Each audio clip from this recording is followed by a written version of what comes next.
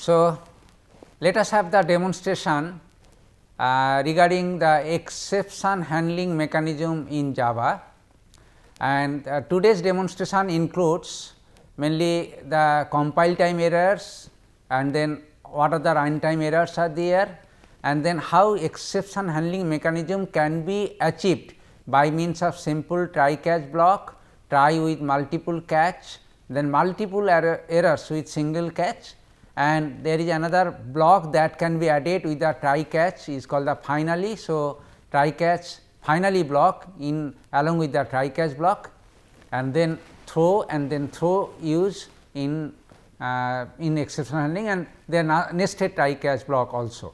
So, let us have the first look about the compile time error. As you know, if you run the program which is not as per the syntax of Java programming language, so the Java compiler report all these things as an error. As you see here in this program, here we can see lot of errors are there, and here we can see in the first statement itself start with error, because Java is a case sensitive. So, capital C in the class declaration keyword is not allowed.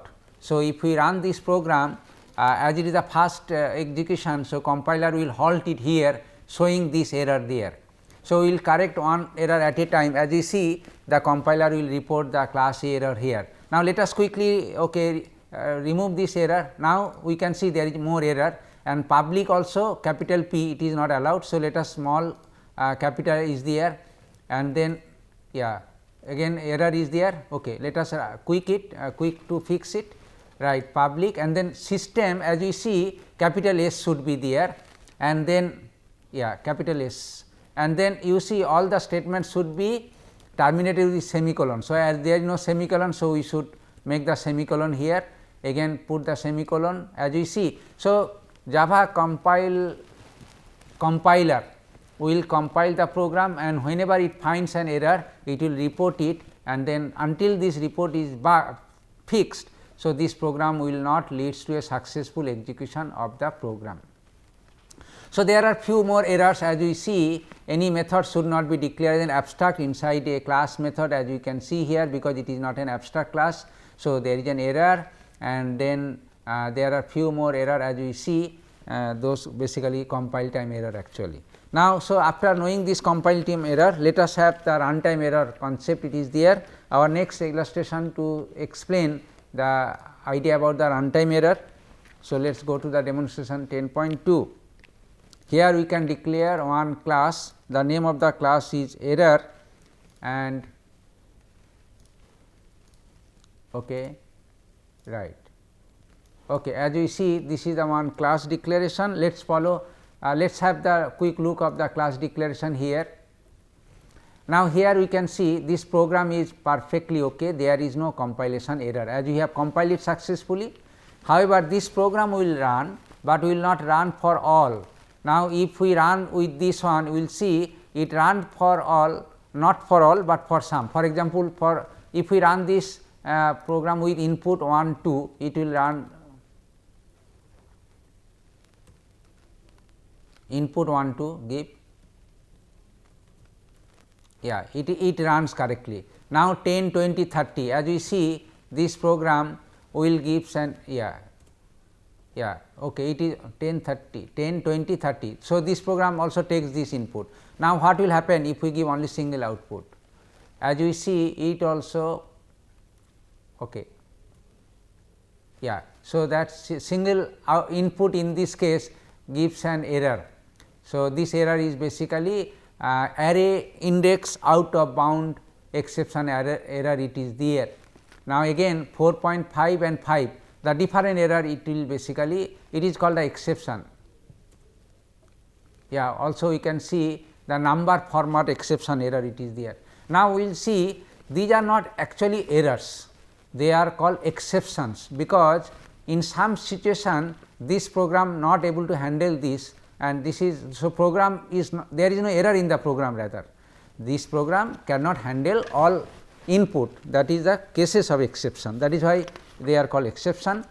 Now, Let us see how we can make our program robust using exception handling mechanism. It is there. So, let us have the first program there. As you see this program 10.3, yeah, this program we see there are lot of scope of exception, as we see. For example, in the statement x display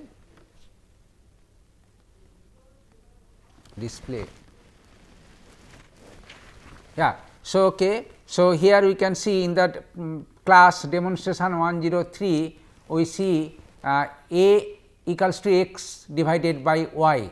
So, there is a scope of an exception to occur, because if y is 0, that means any function is called with 2 arguments, with the second argument is 0, and then again there is a possibility of exception in integer dot parseInt in case suppose if we run this with non-integer parameter passed through the right.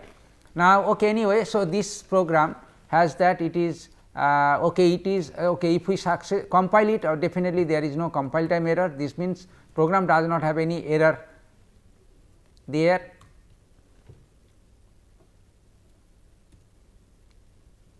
Yeah. So, if we run it for 2, it is no error, but if we run with say first argument other than 0, then okay, 10 and 0 for example, as you see here 2 inputs, one is 10 and another is 0, because second input if it is 0, it will basically divide by 0 or arithmetic exception. As you see here, arithmetic exception error occurs here. So, this is a case of exception that we can see, and we see this program is therefore not so robust. Now, towards the implementation robust program, we can use simple try catch. So, this is the example to show how the simple try catch can make the program robust. So, here the point of exception where we just enclosed it in the try catch block, and there is another source of exception there, a equals to integer dot parseInt, they are also source of exception there. So, we have just put them in the try catch. Now, this program will run for any input, whatever the input that was not working for the previous case. Now, let us run this program with inputs 10 and 0 again, as it was not working there. In this case, you see it works there, and divide by 0 is reported, and then result 0 is returned this one. Okay. So, this way we can. So, in previous case the program was abnormally terminated rather, but in this case program ran successfully, but exception which occurs it caught and then handle it. Now, next example is basically so how the robust program can be developed. Again the same thing, if we run the different cases, okay, we can skip. Let us go to the 10.6, run the following program, run the program without exception handling mechanism for some input. Let us see have the 10.6 program there.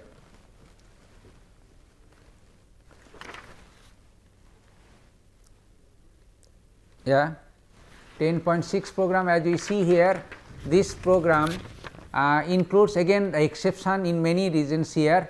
In the okay, for example, string my string new string I, there is a possibility if I is 0 in null pointer assignment, and then next if my string 0 equals okay, we can write it instead of my string 0, na, you just write args 0, if args 0, right, no, if args 0, okay, that is fine, it will work, okay, if args 0. Now, let us compile this program, and as we see it will work for some input, but not all output, not all inputs. Okay. And again if we run this program, first say Java, input is capital J A V A. So, it basically run this program correctly, and I love Java. Now, let us see, you can see where this program is basically stuck at the point here in the last statement. So, error is there, it will not work for example. Now, what will happen if we run this program without passing any input command line. So, just simply run, yeah, it is also giving error, because array index out of bound error is there. So, we see this program is erroneous. Now, let us implement this with multiple catch block. So, this is an example to illustrate the try with multiple catch.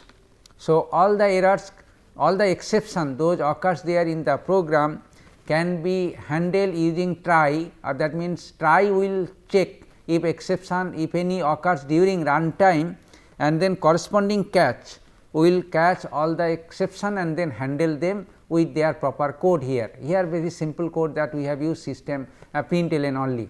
Now, here there are point 1 where the error occurs, point 2 also the error occurs, and point 3 also the error occurs here, and we just are in the process of catching this here arithmetic exception, and then if it is there. So, first catch is to catch the arithmetic exception, second catch to null pointer exception, and then the third catch is to array index out of bound exception. So, this way if we run this program again, it will run successfully. Again my string or 0, you can check it arg 0, that is all. Yeah, if statement, yeah, it's okay, fine. Yeah, fine. So, this program is now robust, and whatever the situation happens there in the last case, it was working Java on the input, it is but I love Java, it was not working there.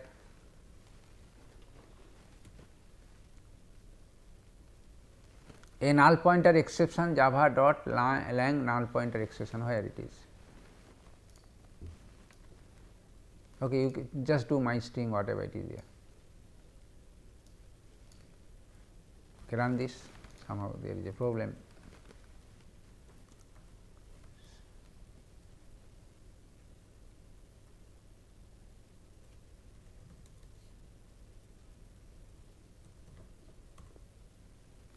Yeah, so no compile time error.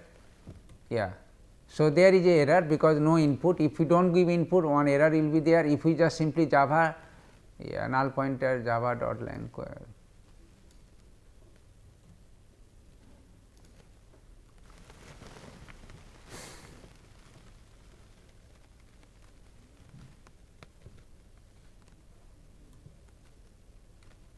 Yeah, so it is it was working correctly. There are some bugs there, we have resolved it. Anyway, so now again if we run this program Java without any input, I mean this program without any input, command line output, this also it will catch the exception, and accordingly program will not abnormally terminated.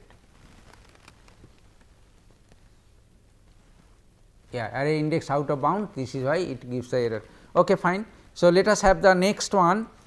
This is also another example that multiple errors by a single catch.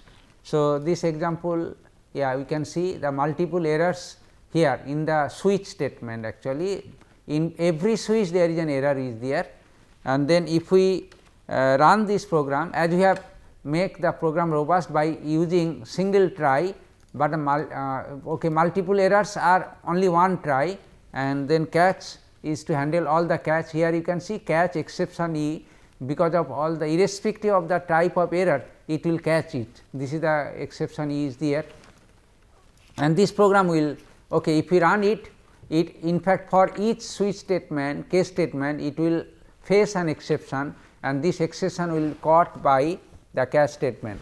Yeah, as we see, so all exceptions those are occur in the 4 case statements are caught in the single catch statement. Now, so there is another block that can be added with the try catch block called the finally. So, here is the next program that we can see. Okay, we can see the block with finally. So, all the exception that can be caused by try, here the try statement and then corresponding catch, and then we add it finally statement here, and as you see whatever the exception whether occur or not, this finally statement will be executed, and it will accordingly the code will be code will run and then give the output. Now, let us run this program. As you see, the greetings has the 3. So, this while loop is successful for 3 first 3 loops, I mean 3 iterations 0, 1, 2, but 3 for the 3, because less than 4 means this loop will roll till 3, and for the last one it will report an error, and then we will see the finally we will print this statement accordingly. So, here you can see it will print high statement all the time, but the next if I less than 3 it will do nothing, but it will be if I greater than 3. Okay, as you see, this is the output here, and the last statement finally, whenever I loops is there final. So, here you can see that finally block, if it is added with try catch. So, for every try catch occurrence, this finally will be executed. This is the main use of the final statement, finally statement. Now, our next illustration to highlights the throw clause in a program, and here is basically the demonstration of the throws. As we see, as we have discussed in our theoretical discussion, a throws clause can throw an exception explicitly, and those exceptions then can be caught in the try catch block here. Now, here is a small program segment. As we see, the name of the class is demonstration underscore 1010, and here array is a declaration of size 3, and then try for integer I equals to 0, I less than 4. So, 0, 1, 2, 3, as it is the array size 3, definitely for the first array it is a array index out of bound, exception it will be there. So, for I equals to 0 no exception, I equals to 1, 2 no exception, for I equals to 3 the exception will be there. Now, this exception will be caught in the try block, and then catch will do it, and here actually it will see the different methods those are there in the exception class is invoked here. For example, get cause, then fill stack text, then get localized message, get message, whatever it is there. So, it is basically the implementation of exception class in java.lang throwable package, and according to this we can access this method in our program. So, this catch, whenever it occurs, it catch the array index out of bound exception. For that error, it will basically give the all message trace, and then regarding the complete information about the exception that it occurs there via the different methods in the throwable class. Now, let us run this program, and also it has finally method, and here you can see within this catch block we include the throw statement. It basically throw the exception to the caller. So, this method, if it is called, here the method is basically the name of the method is namely the here method is okay. Okay, so here is no caller of course. So, it will not return anything to any other, but if this method is the try class block is inside a method which basically throw, then the throw an exception which basically return to the caller here. Okay, fine. So, this is the complete methods are there. If we run it, then we can see how this output it will give for us. So, it is basically showing the exception, as we see for others it will give it. Where is the program compilation? It is there.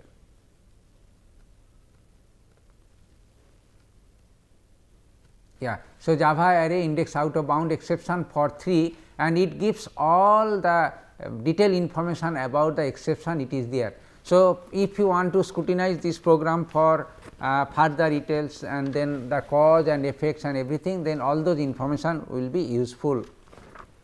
Now, our next example is basically nested try catch example. Nested try catch example, as we have mentioned that a try catch block can be put inside another try catch block. So, it is called the nested here. Now, this is the one program. As you see, this program does not have any error, but when we want to run it, it may leads to some exception. Here this program, if it is run for the 3 different instances, for example, let us run this program and give the 3 instances as we see, and when the exception occurs you will see exactly. So, without try catch, this is the implementation, and run this program first with 1, 2, 3 as an input. Yeah, so this program is successful at this stage. Now, 1 to only 2 input. Yeah, it gives an exception as the array index out of bound exception. Now, again with only single input. Yeah, it is also give an exception, it is also arithmetic exception. Now, no input. Yeah, it is also given error. Yeah, it is also given the error that okay. So, we can see, so this program is vulnerable to 3 inputs, as we have 3 cases, as 3 test data as we have checked it, but it works only for them. So, exception is there. Now, let us see our remedy, how this can be robust, make a robust program using try catch, nested try catch. Now, here if we see the first blocks 42 by A, it is basically arithmetic exception, and if A equals to 1, it is an arithmetic exception. So, it is a very similar kind of exception. So, as it is only one exception, so this can be tried with only one try block. So, this is the outer try block.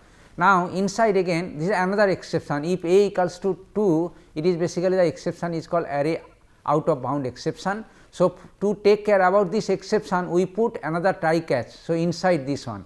So, this is an example of try catch. As you see, the inner try catch caught try for the array index out of bound exception and catch accordingly, whereas the outermost try catch block caught the arithmetic exception here and caused it. So, this is the idea about the nested try catch block. And now, if we run this program and again try with all possible output for which it was not working in the previous case, let us see what will happen. 1 2 3 it is work. Now, Java 1 2 it is 1 2 it is also works, right, it is showing the report there, it basically cached, the exception has been cached. Again 1 it is also see, divide by 0, it is basically the exception has been caught, and then this also by 0 it is caught. So, in this case the program is robust in the sense that in case of exception the program will complete its execution and finally, but without any abnormal termination or any causes of loss of data whatever it is there. So, this is the concept of exception handling. In fact, exception handling is a very important one features in Java programming language scenario, and more practice is required of course. Again I advise you to practice all the example that we have used in this demonstration, so that you can practice of your own, and then this basically hands on practice is required to understand all these things thoroughly, and in case of any doubt and confusion, you are most welcome to feel free to ask us. So, thank you for your attention. Thank you very much and all the best for learning.